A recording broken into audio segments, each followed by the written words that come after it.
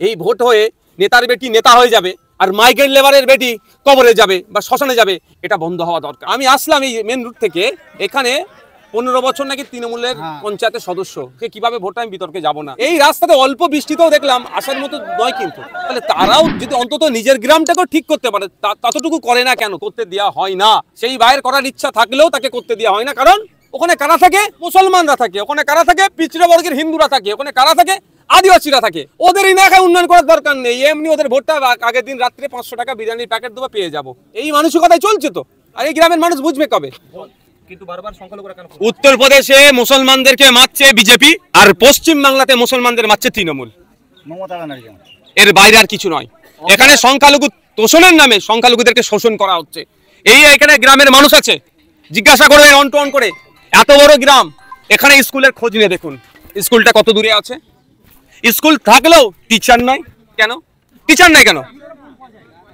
Teacher নাই কেন? এখানে ছেলে মেয়েরা, সে তৃণমূল করুক, আইএসএফ করুক, বিজেপি করুক, কংগ্রেস করুক, বাচ্চারা স্কুলে গিয়ে টিচার থাকলে পড়াশোনা করবে, তাহলে মারামারি বন্ধ হবে। তাহলে এরা যাতে আগামী দিনে লাঠিয়াল বাহিনী হতে পারে, এখন থেকে স্কুলে শিক্ষক না দিয়ে এদেরকে ধ্বংস করছে। পরিবার পুলিশের উপর ভরসা রাখছে না এবং তারা বলছে সিবিআই তদন্ত। কি বলবো? কিভাবে রাখতে পারবে বলুন? দুদিন পরে ফরেন্সিক রিপোর্ট টিম আসছে, রিপোর্ট করতে। ওই জায়গাটা বৃষ্টি ফিষ্টি হয়েছে, সব শেষ হয়ে গেছে। তো কি পাবে ওখান থেকে? পুলিশ যদি সক্রিয় থাকতো তাহলে তো আপনার এই ঘটনা ঘটতো না। দাদা, দেখা গেল ফরেন্সিক টিম চলে যাওয়ার পর জায়গাটা মাটি দিয়ে কোদাল দিয়ে বুঝিয়ে দিল। যদি সিবিআই তদন্ত হয় ওরা তো কিছু পাবে না, পুলিশের তরফ থেকে। সিবিআই বিচার বিভাগীয় তদন্ত হলেও হবে না। ফরেন্সিক টিম আশা রাখি এখানকার যে আছে আপনার সব শেষ, এ ডিস্ট্রয় হয়ে গেছে, ধ্বংস করে দিয়েছে। এটা তো প্ল্যান, এটা এভিডেন্সকে ডিস্ট্রয় করার একটা প্ল্যান। ঠিক যেভাবে আমাদের বাড়ির মেয়ে অভয়াকে খুন করার পরে টয়লেট সংস্কারের নামে ভেঙে ধ্বংস করেছিল, ঠিক একইভাবে এখানে লেটা ঢুকিয়েছে। ফলে এখানে মানুষ যাতায়াত করে যে বৃষ্টি হয়েছে সব এভিডেন্স দিয়ে সাফ করে দিয়েছে। আমাদের আইনি লড়াই চলতে হবে, মাঠে ময়দানে লড়াই, গণতান্ত্রিক প্রক্রিয়া। দেখুন, আমরা আর কয়েকটা দিন অপেক্ষা করছি, প্রশাসন কতটা দায়িত্ব নিয়ে কাজ করছে দেখছি। না হলে শ্রদ্ধেয় সম্মানীয় বিকাশ রঞ্জন ভট্টাচার্য স্যার আছেন, শামীম দ্বারা আছেন, তাদের সাথে কথা বলবো, আমরা এটাকে কোর্টে নিয়ে মুভ করব। পরিবারের কথা যে বিচার চাই, সিবিআই চাই, আমরা তাকে আজকে কথা বলেছি যে আমরা চাইব কোনো জজের নেতৃত্বে টিম গঠন করে এটা তদন্ত, অর্থাৎ আমরা এটা আপকামিং যে প্রোগ্রেস হবে সেটা আমরা করব। শুধু আমরা আর কটা দিন অপেক্ষা করছি, পুলিশ আর কজনকে গ্রেফতার করে সেটা দেখছি। দেখুন, আর্থিকভাবে সহযোগিতা করতে গেছেন, ওনার প্রকাশ্যে করাটা আমি মনে করছি এই মুহূর্তে অনুচিত হয়েছে। আমরা অনেক সময় অনেক ক্ষেত্রে অনেক মানুষের পাশে দাঁড়াই আর্থিক সহযোগিতা করার জন্য, কিন্তু যখন তার মেয়েকে হারিয়ে শোকে পাথর, সেই সময় আর্থিক সহযোগিতা এইভাবে প্রকাশ্যে নিয়ে এসে খামে ভরে দেওয়াটার জবাব পেয়েছেন।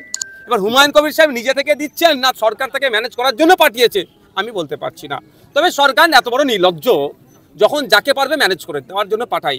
কারণ যে ওয়াকাফ আইন বিজেপির বিরুদ্ধে আন্দোলন করতে গেলে এখানকার মুসলিম সম্প্রদায়ের মানুষকে সরকার আটকানোর চেষ্টা করে প্রশাসনকে দিয়ে, সামান্য একটা মুসলিম বাড়ির মেয়েকে খুন করেছে, তাকে ধামাচাপা দেওয়ার জন্য অনেক পন্থা অবলম্বন করতে পারে।